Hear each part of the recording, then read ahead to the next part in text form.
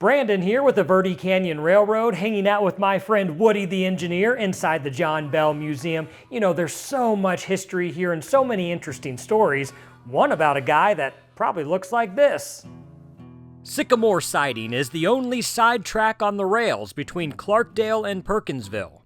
Memories and tall tales have been blurred over the past 100 years about what leads from this track, which is adjacent to the Sycamore Wilderness area, but one involving prospecting stands out. In the 1920s, during Prohibition, it is rumored that an old geezer homesteaded land near where the Gold Tooth mine was claimed. He generally kept to himself, but every couple of weeks he would lead his pack mule to town. He'd have a cup of coffee in the morning with a few friends before heading to the assayer's office. The old-timer would reach deep into his pockets and take out a couple of high-grade gold nuggets to exchange for cash. Then he'd head for the livery stable to buy a few sacks of grain for his mules and cracked corn for his chickens, before stopping by the mercantile for a dozen ball canning jars and sugar, supposedly for his wife, before heading back up the canyon. It wasn't long before word spread about the prospector's good fortune. A couple of curious cowboys decided to follow the old man to his gold mine, and then stake their own claim nearby. The wranglers kept a safe distance as they watched the man trace a well-worn path behind his shack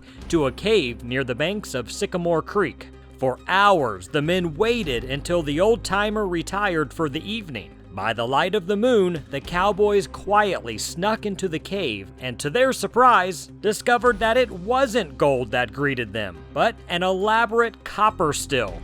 That cunning old man was trading moonshine for gold with the thirsty miners who had smuggled nuggets out of the Jerome mine. The miners knew that if they had tried to cash in the gold, they would have been fired.